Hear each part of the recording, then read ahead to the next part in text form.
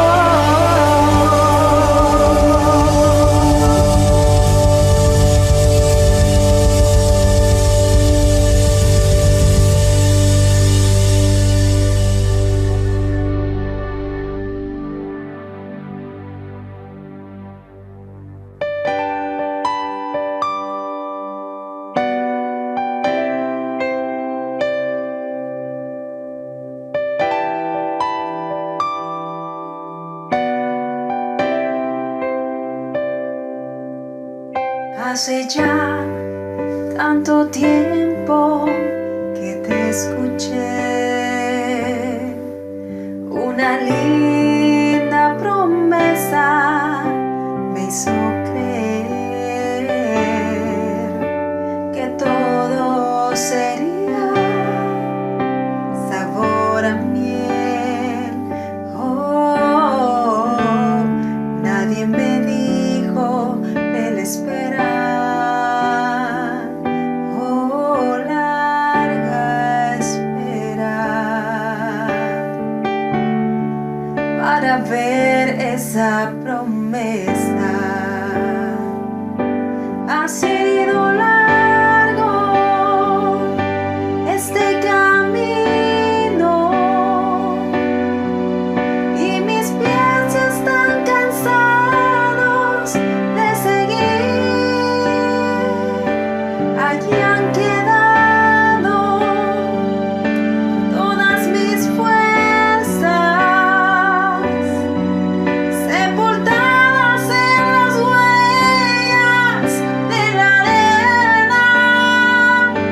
Ahora es cuando te necesito, confirmándome que no te has olvidado.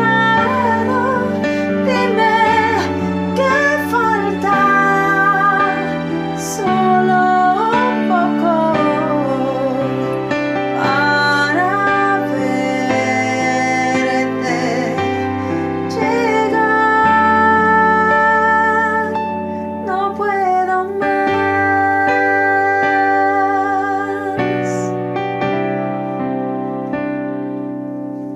Y pensar que tu tiempo perfecto es. Mi alma desesperada no tenía fe,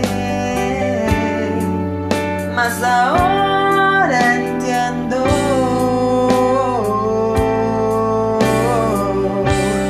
lo necesario del trayecto. Un nuevo día estoy viviendo,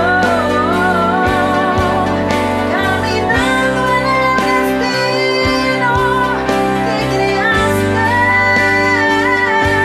en manantiales de bendiciones, disfrutando las promesas que me diste. Hoy tengo fuerzas, voy adelante, de tu mano no hay tormenta que me espante. Ya no hay más dudas, se fue el temor, tengo paz y aquí estás, tú eres fiel.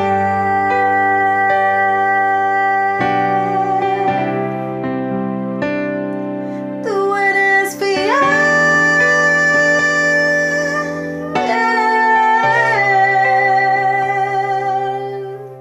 Buenas noches, hermanos, el Señor le bendiga. Gracias por estar con nosotros nuevamente en este ministerio de mujeres de su iglesia Kemuel, con esta prédica del día martes dirigida a toda la congregación.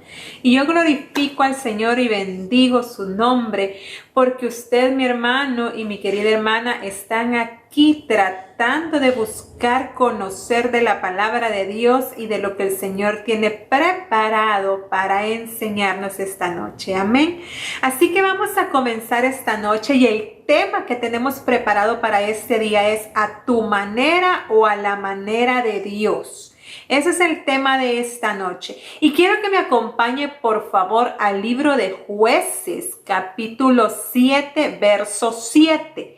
Libro de Jueces, capítulo 7, verso 7. En este libro encontramos una historia sumamente interesante que hemos estudiado anteriormente y que ahora vamos a ver la parte final de esa historia, que es la historia de Gedeón cuando vence al ejército madianita por medio de la ayuda de Dios, y que el pueblo de Israel vuelve a los caminos del Padre. Amén. Así que acompáñenme, por favor, vamos a leer la palabra de Dios en el nombre del Padre, del Hijo y del Espíritu Santo. Y entonces Jehová dijo a Gedeón: con estos 300 hombres que lamieron el agua os salvaré, y os entregaré a los madianitas en tus manos, y váyase toda la demás gente, cada una a su lugar. Esta es una historia que no deja de impresionarme. De hecho, si usted ha oído prédicas anteriores mías de este personaje Gedeón, el Señor tuvo un mes completo haciéndome estudiar este personaje para que lograra entender todo lo que este personaje tiene que enseñarnos. ¿Y quién era Gedeón? Gedeón era un hombre que estaba por ahí escondido porque los madianitas atacaban de una manera fuerte al pueblo de Israel.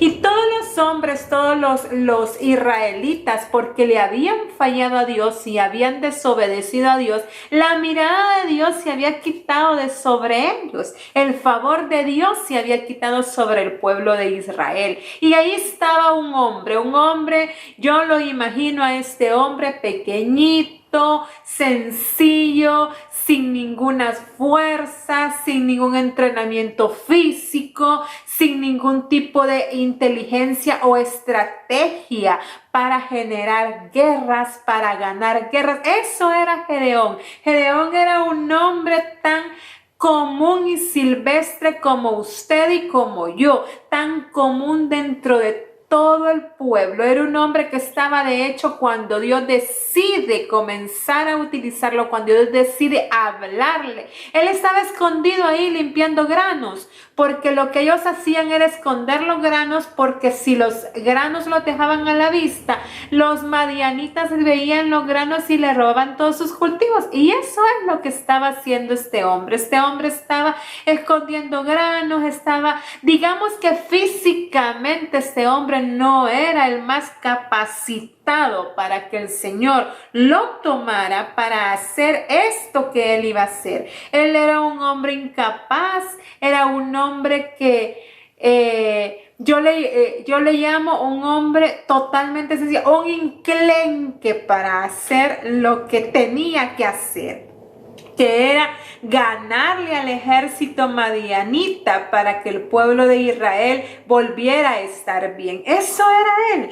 Realmente capacidad no tenía, y era un hombre que cuando Dios le hace su llamado y le dice que por medio de él va a vencer al pueblo de los madianitas, él mismo no cree lo que está pasando y él mismo comienza a pedirle pruebas a Dios, a ver si es cierto que es Dios el que le está hablando, o son sueños que está teniendo, o es algo más que está pasando. Pero él mismo comienza a pedirle pruebas a Dios, y fíjese que Dios muestra su poder a través de las pruebas que él estaba pidiendo, y le pide 3 pruebas para poder creerle si realmente era Dios el que estaba hablándole. Entonces, ¿qué es lo que este hombre hace? Este hombre es escogido. Este hombre es escogido para poder salvar al pueblo de Israel de todas las angustias que estaban pasando. Dios escoge a este hombre, Dios decide utilizar a este hombre.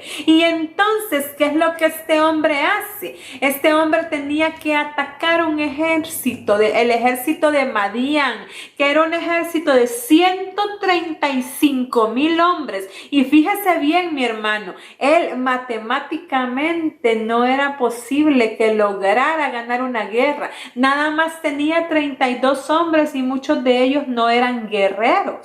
Entonces, cuando él decide atacar a los 135,000, él decide atacarlo con un ejército de 32,000. Ahí la matemática no cuadra. Estamos hablando que el otro ejército era muchísimo más grande, muchísimo más poderoso, muchísimo más capacitado para ganar una guerra. Pero Dios llama a Gedeón para ser el libertador del pueblo de Israel, un pueblo oprimido, un pueblo temeroso. Dios lo selecciona, Dios llama a Gedeón para eso. Y aunque la respuesta de Gedeón ante el llamado de Dios no fue inmediata, Dios pacientemente le muestra las señales que Gedeón necesita ver para creer y saber con qué Dios estaba hablando. Eso es lo que Dios hace. Dios le concede esas señales y la manera de Gedeón o a la manera del ojo humano para solucionar este problema era hacer una estrategia con por lo menos 32,000 hombres. Poner a estos hombres a entrenar, darles las mejores armas a estos 32,000, ponerles espada, ponerles cascos, ponerles armaduras, tratar de capacitarlos lo mejor que se pudiera para que estos 32,000 llegaran con las mejores habilidades posibles para atacar a los 135,000 madianitas que tenían que atacar. Pero fíjese algo sumamente interesante, las cosas no son a la manera humana, las cosas Dios las hace a su manera y la manera de Dios es con lo poco que Gedeón tenía, con eso es suficiente para que Dios haga. Entonces, mujer Kemuel y hombre Kemuel, yo esta noche quiero decirte lo que Dios te viene a decir. Dios, con lo poco que tú estás viendo en tu proceso, con lo poco que estás viendo, para Dios es suficiente y Dios puede obrar. Así como lo hizo por medio de Gedeón. Dios instruyó a Gedeón que escogiera dentro de los hombres que él tenía, que eran 36,000, que él escogiera y los fuera descartando, que los fuera apartando con ciertas actitudes, con ciertas situaciones que Dios les decía que hicieran, hasta llegar a un ejército de 300. Y oiga bien lo que le estoy diciendo. Aquí las matemáticas no cuadran, pero Dios no es un Dios lógico. Dios es un Dios de milagros. Y eso es lo que Dios hace acá. Porque la matemática es imposible. Vencer a un ejército de 135,000 hombres guerreros con un ejército de 35,000 que era imposible. Pero acá Dios dice, ni siquiera lo vas a vencer con los 35,000. Ahora vas a vencer un ejército de 135,000 hombres con 300 hombres. Eso es lo que vas a hacer, le dice Dios a Gedeón. Y mi hermano, aquí la matemática es imposible, pero aquí el poder de Dios sí es posible. ¿Y por qué Dios hizo esto? ¿Por qué yo me pregunto y digo, por qué Dios, habiendo 35,000 hombres, decide poner a prueba la fe de Gedeón, poner a prueba la fe de un pueblo, poner a prueba la fe de los guerreros que iban a ir y vencer un ejército con 300? ¿Sabe por qué fue eso, mi hermano? Porque de esta manera ellos no podían jactarse que lo habían hecho por sus fuerzas. De esta manera ellos sabían perfectamente que quien les había dado el gane de esa batalla era Jehová mismo. De esta manera iban a poder presenciar el poder de Dios en su vida. De esta manera la vanagloria que como seres humanos a nosotros se nos sube, esa vanagloria, Dios dijo, no. A esta guerra no vas con vanagloria, a esta guerra vas porque la batalla la peleo yo. Así que botas todo tu orgullo, botas toda tu vanagloria, botas todo lo que tú crees que podés hacer bajo tus propias fuerzas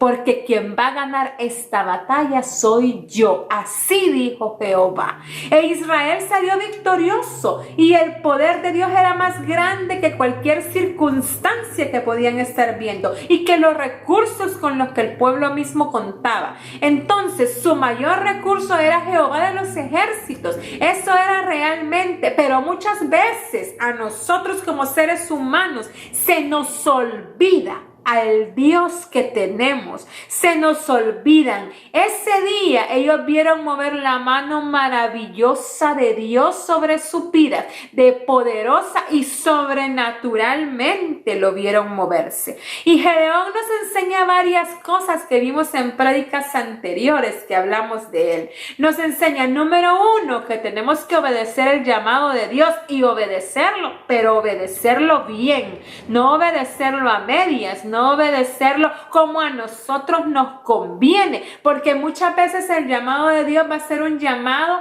completo que Dios espera que le entreguemos nosotros, que nos entreguemos por completo.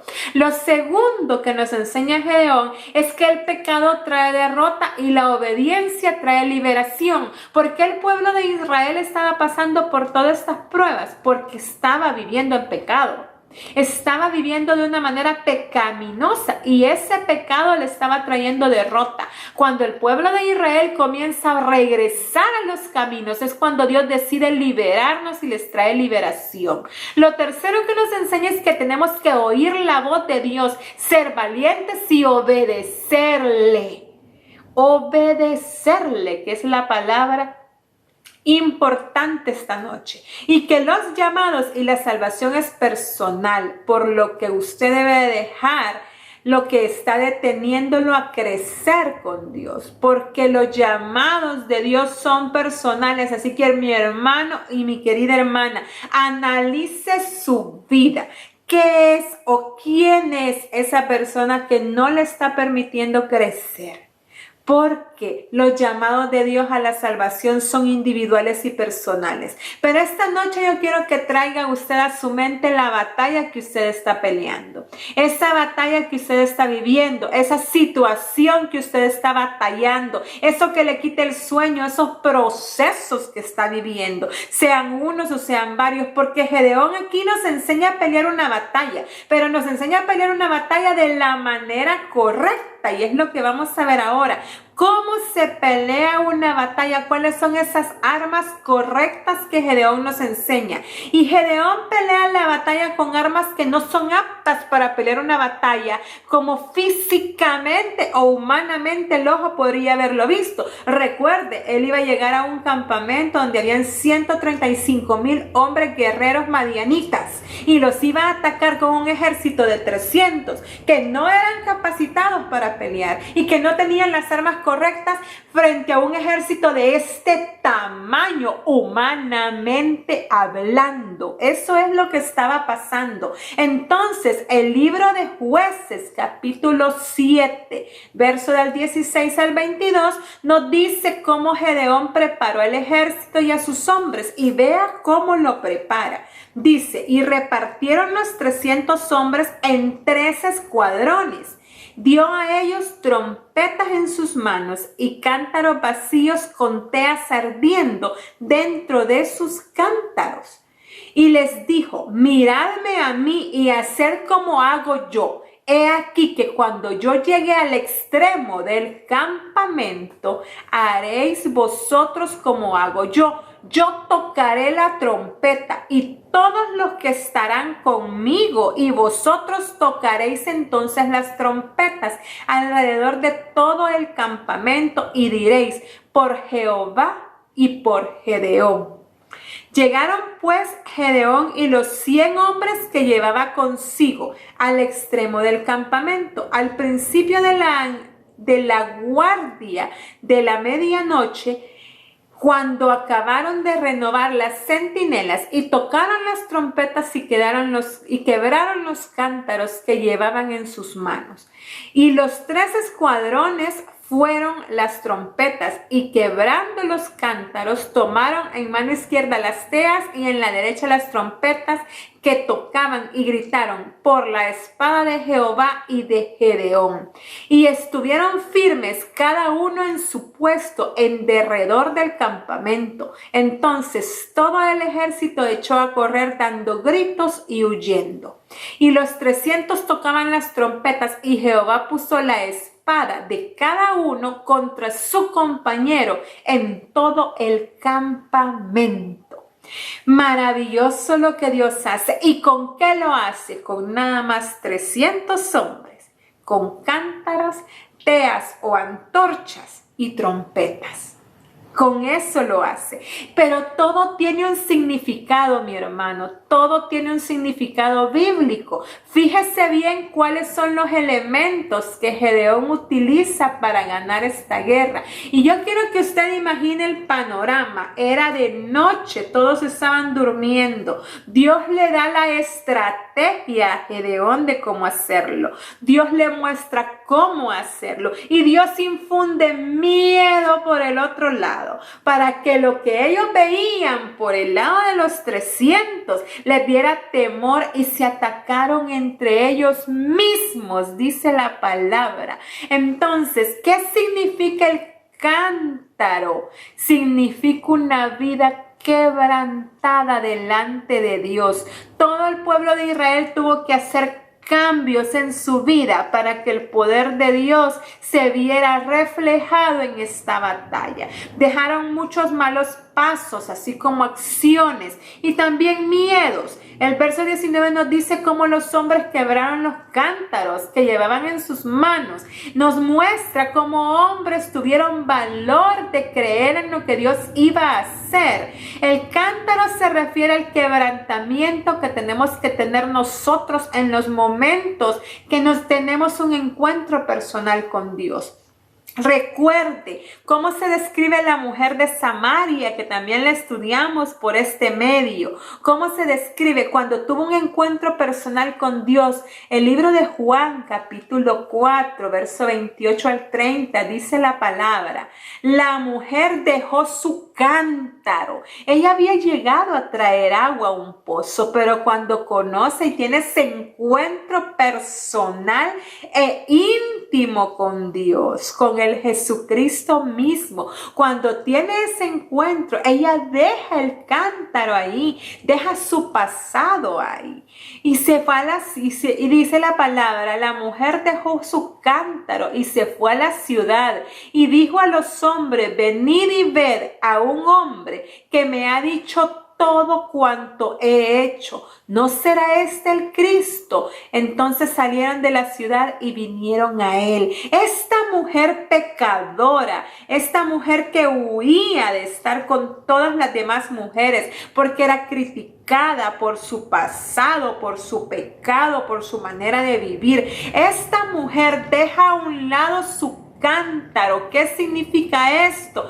Que deja a un lado el quebrantamiento, porque había estado con Jesucristo mismo. Deja a un lado sus pecados, deja a un lado su pasado, y esta mujer se convierte en la primer persona que comienza a predicar las buenas nuevas de salvación para que otros se salven. Esta mujer se convirtió en una ganadora de almas, la primer ganadora de almas de la historia de la humanidad, de nuestro Señor Jesucristo. Fue esta mujer pecadora. Pero ¿qué tuvo que hacer? Dejar a un lado el cántaro, dejar a un lado su pasado y ser perdonada por el Padre. Amén, mis hermanos. Entonces, esto significa, recuerden, lo vimos también en una prédica en nuestra iglesia. Nuestro pastor llevó un alfarero para que viéramos nosotros cómo el alfarero trabajaba el barro. De esa manera Dios trabaja los cántaros, Dios trabaja el barro. Somos barro en manos del alfarero. Sus manos nos forman y nos transforman. Pasamos por fuego para ser transformados. Y ese es el significado de la primer arma que este hombre lleva a esa batalla, y que yo quiero que usted la piense y sea la que lleva a la batalla que está viviendo, su quebrantamiento. Esa es la primera arma que este hombre utiliza. La segunda arma que utiliza son las teas, que en la escritura se le describe como teas, pero cuando usted busca el significado son antorchas. ¿Y qué significa la antorcha? Significa el fuego. Y el fuego espiritualmente en la Biblia es representado como la unción del Espíritu Santo. Recuerde, cuando el Espíritu Santo llegó a nuestra tierra y vino como consolador, vino representado sobre las cabezas de los discípulos como lenguas de fuego. Así lo describe la palabra. Entonces debemos de vivir una vida donde el poder del Espíritu Santo sea el que pelea por nosotros. No nosotros humanamente hablando, sino que donde el poder del Espíritu Santo sea el que pelea. En el tabernáculo, el candelero era la única luz que alumbraba el lugar santo. Este candelero representaba el fuego del Espíritu Santo. Cuando Dios se le apareció a Moisés, ¿cómo se representa? Se representa por medio de una zarza ardiente. Cuando Dios defiende al pueblo de Israel y lo protege durante la noche, cuando lo protege de los depredadores, se representa por medio de una columna de fuego, dice la Escritura. Entonces, el fuego que estos hombres llevaban en sus manos era el poder del Espíritu Santo mismo. Entonces, yo quiero que usted vea su proceso y lo vea como una llama de fuego ardiente, que sea el Espíritu Santo el que comienza a calcinar su proceso. En Salmo 29:7 dice: la voz del Señor levanta llamas de fuego. Eso es lo que dice: cuando el Espíritu Santo llega a la tierra, se posa como lengua de fuego sobre la cabeza de su pueblo. Entonces, ese es el significado del fuego.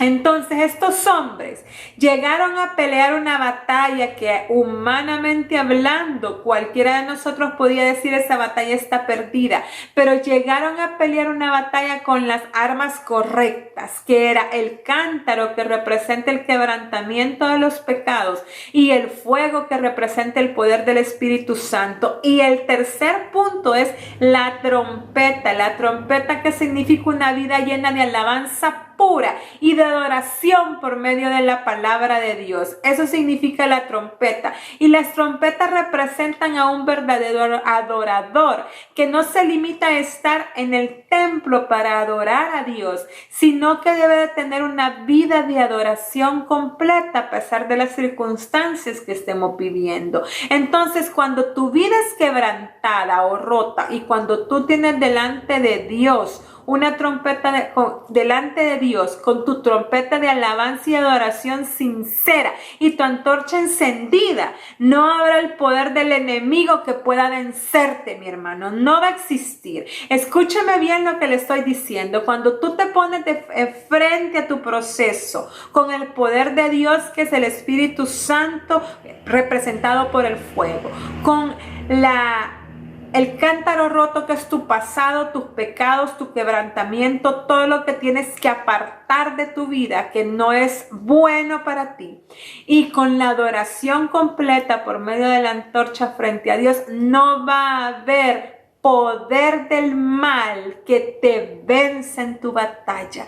Y eso es lo que nos está mostrando Gedeón, porque no va a haber nada que nos pueda destruir. Y para derrotar al enemigo necesitamos tener las armas correctas. Para poder ganar la batalla que estamos viviendo, necesitamos tener las armas correctas. Necesitamos poder tener las armas correctas frente al enemigo. Y dice la palabra que el pueblo permaneció firme. Y cuando sonaron las trompetas y rompieron los cántaros y gritaron, el ejército de Madián se confundió y se asustó tanto. Y esos 135,000 hombres, esos 135,000 guerreros capacitados para la guerra. Esos 135,000 comenzaron a huir frente a los 300 hombres. ¿Por qué? Por confusión. Y se comenzaban a matar unos con otros. Eso dice la palabra de Dios. Pero fíjese que no es así de fácil la cosa. Porque yo me pongo en el papel de los que estaban en ese momento, en ese valle. Porque lo describe la palabra que estaban como en un cerro, como en un valle. Y Gedeón decide separar al grupo y dividirlo en 3. Él ir con 100 y otros 100 por un lado y otros 100 por otro lado. Yo no sé qué esos hombres podían haber estado pensando, pero 100 hombres frente a un ejército de 135,000 es descabellado humanamente hablando. Yo creo que esos hombres ya estaban preparados para entregar su vida para ese momento. Ya habían pensado y habían dicho, aquí vamos a morir. A mí, mis hermanos, me hubieran estado temblando los pies en ese momento al ver todo eso. ¿Ustedes creen que la parte humana en ese momento no tuvo o no flaqueó? Claro que flaqueó. Yo hubiera temblado totalmente, pero hicieron lo que tenían que hacer.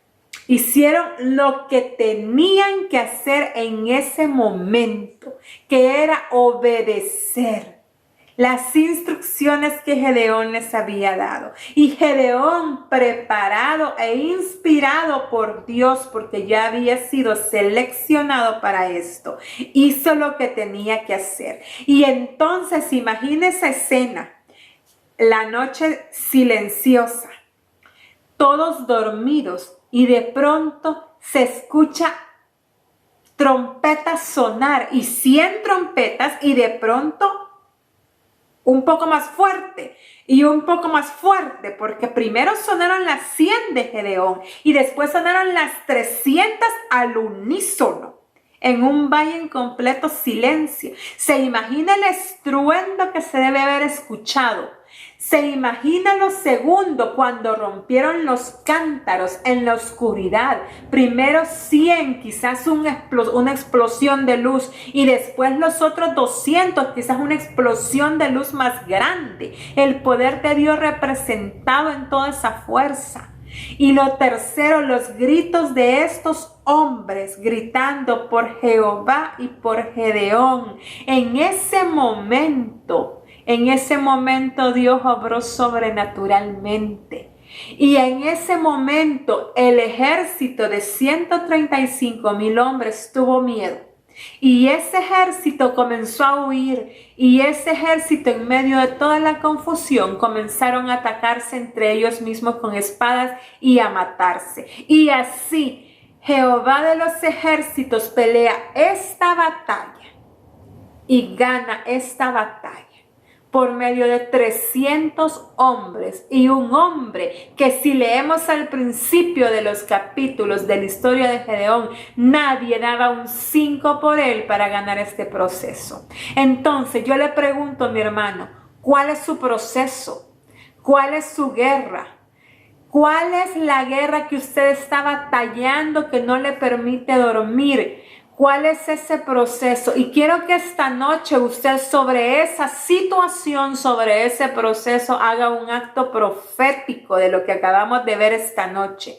Número 1, que se imagine el cántaro que es usted. ¿Y qué es lo que nosotros como barro tenemos que moldear, que Dios tiene que moldear en nosotros? ¿Qué es lo que el alfarero tiene que cambiar en nosotros? ¿Qué es lo que el alfarero tiene que transformar en nosotros? ¿Qué es lo que el proceso no avanza porque nosotros no cambiamos?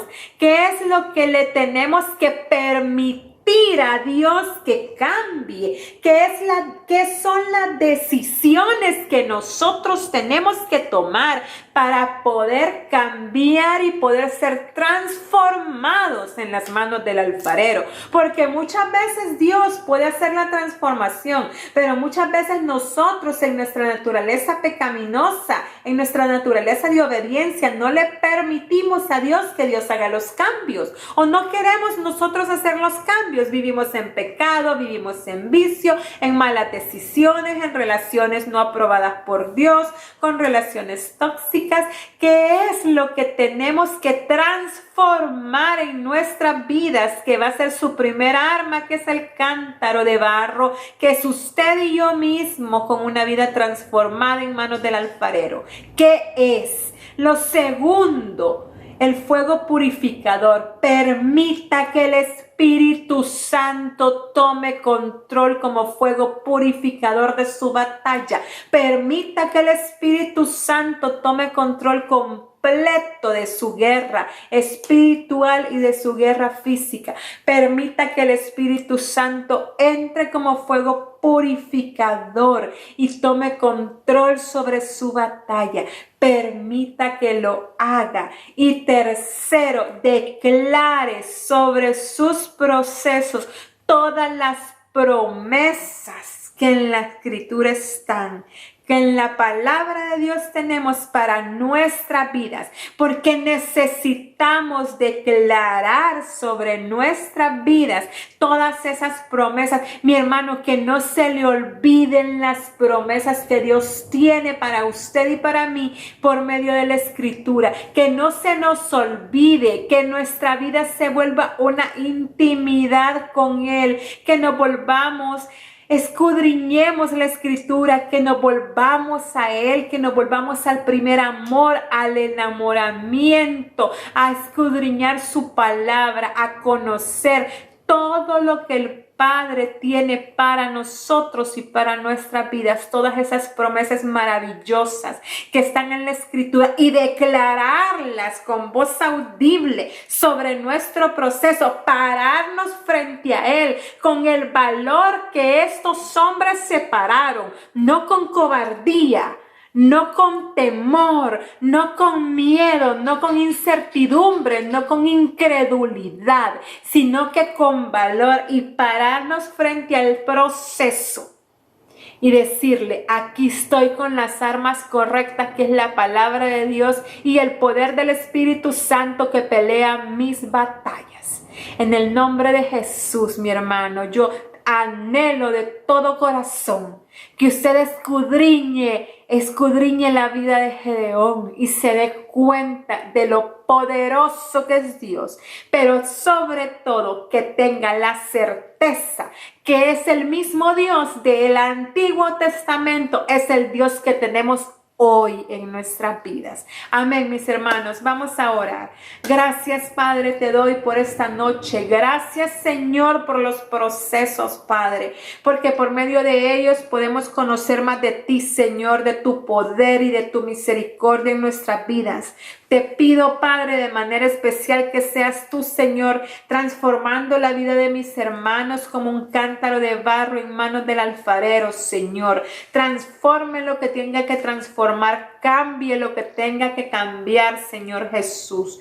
También te pido que el Espíritu Santo, Espíritu Santo, como fuego purificador, que te hagas presente en la vida de cada uno de mis hermanos y les muestres lo que tú, Señor, tienes preparado para su vida, y que en la palabra de Dios podamos encontrar y declarar todas esas promesas sobre nuestro proceso, Señor, porque tú eres el que pelea nuestras batallas. Jehová Jireh, Jehová Nisi, Shalom, proveedor.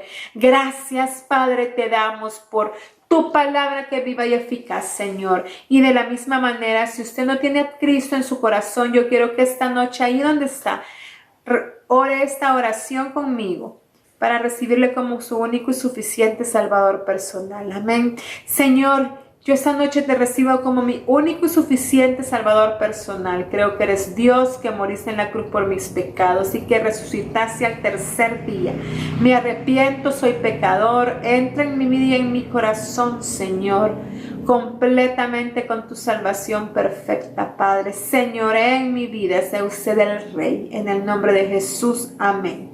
Y vamos a entregar esta noche también los diezmos y las ofrendas como una ofrenda agradable para ti, Padre. Gracias, Señor, te damos esta noche por Señor, todo el trabajo, toda la fuente de ingresos, Señor, toda la fuente de provisión, Padre, para la vida de cada uno de mis hermanos, Señor. Yo te bendigo, Padre, y te digo gracias, Padre, porque hasta aquí nos has sostenido, Ebenezer, Señor. Gracias, Padre, porque tú eres el proveedor, Señor. Gracias, Padre, porque declaro sobre la vida de mis hermanos alacenas llenas, Padre, bendición abundante, Señor Jesús. Gracias, Padre, por todo lo que nos das, Padre. Bendiga los emprendimientos, bendiga los pequeños negocios, las empresas, los trabajos, Señor. Señor, prospere metas, Padre, prospere la vida de nuestros hermanos, Señor, porque sabemos que tú amas al dador alegre, pero sobre todo ayúdanos a cumplir los pactos que tenemos contigo, Señor, en el nombre de Jesús, amén. Y bueno, mis hermanos, gracias de verdad por haber estado con nosotros. Recuerde, por favor, este sábado 20, de aquí a 4 días que nos faltan, este sábado tenemos nuestra reunión especial presencial del Ministerio de Mujeres de su iglesia Kemuel, ahí en Casa Aglow en Ciudad Merliot, a las 4:30 de la tarde. Va a ser un verdadero honor y un verdadero privilegio que nos acompañe. Voy a tener la oportunidad de estar con ustedes compartiendo palabra nuevamente en vivo, presencialmente. Así que por favor, acompáñenos, haga el ánimo. Vamos a estar todos con mascarilla, todas las normas de bioseguridad para su protección y para la nuestra, pero es importante que busquemos conocer y escuchar palabra de Dios. Así que estamos sumamente emocionadas, tenemos sorpresas para ustedes para este sábado, así que por favor apúntese en el WhatsApp de la iglesia que ahí está abajito, ahí le está apareciendo, por favor regístrese ahí porque por efecto de orden tenemos un cupo limitado de 40 personas y necesitamos que estas 40 personas sean anotadas para tener el orden y la seguridad necesaria para cada una de nosotros. Amén. Por favor, no falte, le esperamos, anhelamos verla. No vamos a poder abrazarnos, pero con vernos ya es un avance en este proceso tan largo que hemos tenido de pandemia. Amén. Así que los esperamos, les esperamos. Y que el Señor transforme en nuestras vidas por medio de su palabra. Gracias de verdad por estar con nosotros. Buenas noches, mis hermanos. Que el Señor les bendiga. Amén. Bendiciones.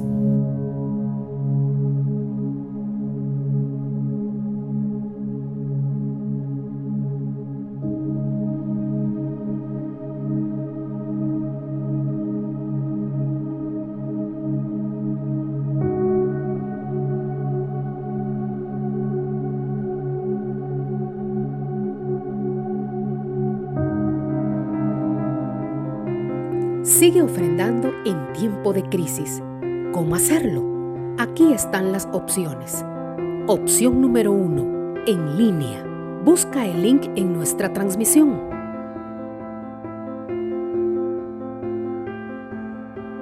Coloca la cantidad que deseas donar.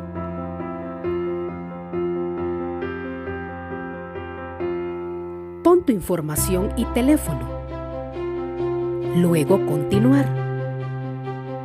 Confirma la cantidad a ofrendar.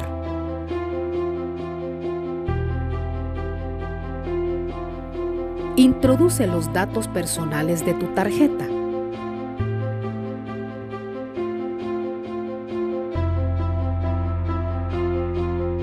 Y luego al botón Pagar.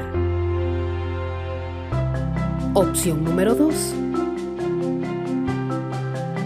Por medio de la aplicación de tu Banco Uni.